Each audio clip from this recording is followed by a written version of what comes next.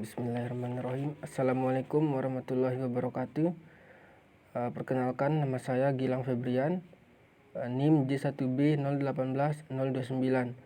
Di sini saya akan mempresentasikan tugas dari tugas evaluasi dan kesesuaian lahan, yaitu merangkum materi evaluasi lahan dan klasifikasi kemampuan lahan.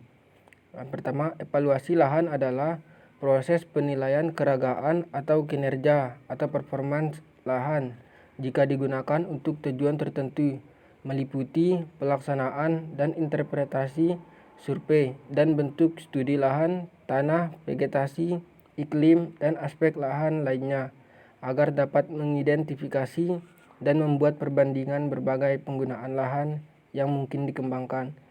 Yang kedua, klasifikasi kemampuan lahan adalah penilaian lahan atau komponen-komponen lahan secara sistematik dan mengelompokkannya ke dalam kategori berdasarkan atas sifat-sifat yang merupakan potensi dan penghambat dalam penggunaannya secara lestari. Pengertian lahan atau land adalah lingkungan fisik yang terdiri dari iklim, relief, tanah, air, dan vegetasi, serta benda yang ada di atasnya, yang ada pengaruhnya terhadap potensi penggunaan lahan.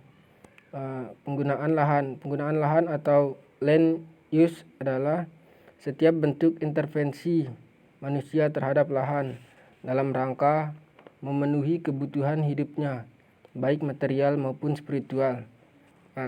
Karakteristik atau sifat-sifat lahan atau land karakteristik adalah atribut atau keadaan unsur-unsur lahan yang dapat diukur atau diperkirakan, seperti tekstur tanah, struktur tanah, kedalaman tanah, jumlah curah hujan, temperatur, dan drainase.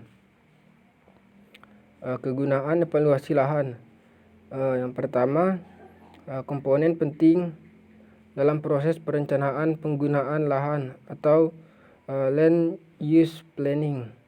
Yang kedua, memberikan alternatif penggunaan lahan dan batas-batas kemungkinan penggunaan. Yang ketiga, mengetahui tindakan pengelolaan yang tepat agar lahan tetap lestari. Selanjutnya, klasifikasi kesesuaian lahan.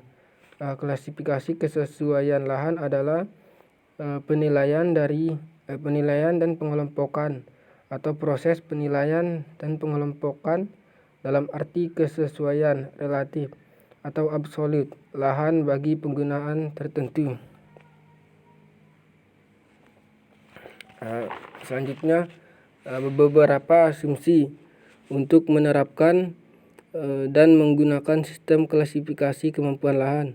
Yang pertama, klasifikasi kemampuan lahan adalah klasifikasi interpretasi yang didasarkan pada pengaruh bersama antara berbagai unsur seperti iklim dan sifat-sifat tanah yang permanen. Yang kedua, tanah-tanah dalam satu kelas kemampuan adalah sama hanya dalam hal derajat atau besarnya, pembatas atau ancaman kerusakan jika digunakan untuk pertanian. Yang ketiga, suatu nisbah keluaran terhadap masukan yang layak atau dapat diterima secara umum. Yang keempat, tingkat pengelolaan yang digunakan adalah tingkat pengelolaan yang agak tinggi. Yang kelima, kelas kemampuan 1-6 dibedakan oleh kelas kemampuan 1-4 dibedakan oleh derajat hambatan atau ancaman kerusakan tanah yang mempengaruhi persyaratan bagi penggunaan secara lestari. Yang keenam, suatu ancaman tidak dianggap pembatas permanen bila usaha untuk menghilangkan pembatas itu layak dilakukan. Yang ketujuh, setelah dilakukan perbaikan klasifikasi didasarkan atas ancaman yang tetap ada. Dan yang terakhir, ada satuan kemampuan. Satuan kemampuan adalah pengelompokan lahan yang sama atau hampir sama kesesuaiannya bagi tanaman dan memerlukan pengelolaan yang sama atau memberikan tanggapan yang sama terhadap masukan pengelolaan atau perlakuan yang diberikan. Sekian dari saya. Assalamualaikum warahmatullahi wabarakatuh.